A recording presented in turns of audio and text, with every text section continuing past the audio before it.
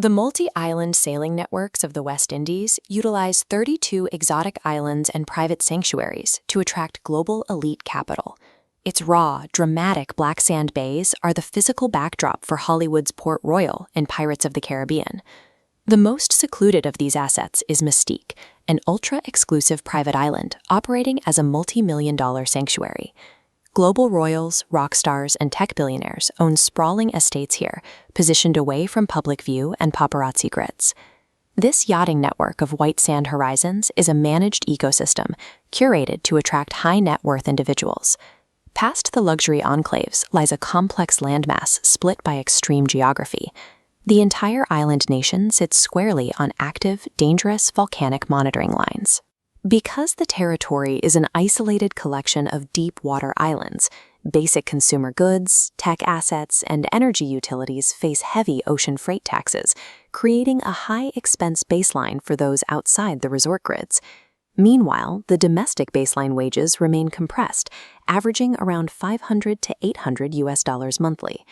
This volatile and heavily isolated volcanic chain simultaneously hosts a collection of high-end sanctuaries for the world's wealthiest, despite the high cost of maintaining its infrastructure. Welcome to the 145th reality of Saint Vincent and the Grenadines. To maintain this influx of capital, the government utilizes a strategic archipelagic border framework. An open entry policy maximizes international maritime tourism. Citizens of the US, UK, Canada, the UAE, and the European Union enter visa-free for up to 90 days. For other passports, including India, to clear immigration at Argyle International Airport, travelers must present a passport with 6 months of validity, an onward flight, and verified proof of local accommodation or yacht charter bookings.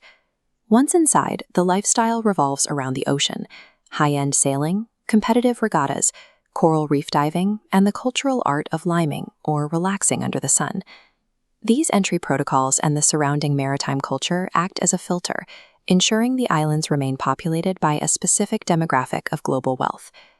Maintaining this highly exclusive environment requires navigating severe environmental factors. The nation sits squarely inside the active Caribbean storm belt. From June to November, the rainy and hurricane season can disrupt inter-island water ferries and flights. The prime window to live and sail comfortably is the dry season from December to April, when the northeast trade winds stabilize.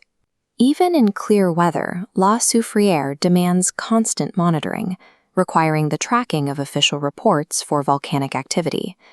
This environmental volatility, combined with the high value of assets anchored here, necessitates high maritime security and caution regarding opportunistic property theft in harbor markets. The untamed geography restricts mass-market tourism. The difficulty and expense of operating here naturally prices out average visitors, preserving the exclusivity of the islands.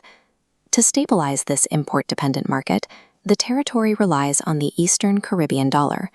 The local currency is rigidly pegged to the US dollar at an exact rate of 1 to 2.70. This peg creates a dualistic price infrastructure. A basic local meal of roasted breadfruit and fried jackfish costs around $12 to $25, but costs often exceed $130 inside resort enclaves. Housing data shows a similar split. Mainland flats rent for as low as $500 a month, while modernized bases in yachting hubs like Bequia reach rates over $3,000. The fixed currency peg protects foreign capital investments, while simultaneously creating a coastal real estate market detached from the earning power of local residents. The domestic job market relies on average baseline wages and niche agriculture like arrowroot, offering few high-earning opportunities for locals. Operating alongside that baseline are the high-earning industries dominating the islands: high-end yachting logistics and offshore financial services. While it remains a secure sanctuary for international residents, the concentration of wealth in harbor markets does lead to minor opportunistic theft. The economy of Saint Vincent and the Grenadines is structurally bifurcated, a landmass that supports two separate economic realities simultaneously, with minimal overlap between them. For international digital creators, the strategic move is geographic arbitrage. By utilizing specialized offshore structures, remote workers can extract foreign hard currency while living tax competitively within the island network. Would you baseline your remote workspace in a billionaire sanctuary where Hollywood pirates once roamed? Let us know in the comments below. Next stop, Samoa, the ancient Polynesian strongholds and breathtaking ocean trenches of the South Pacific. Subscribe to stay real.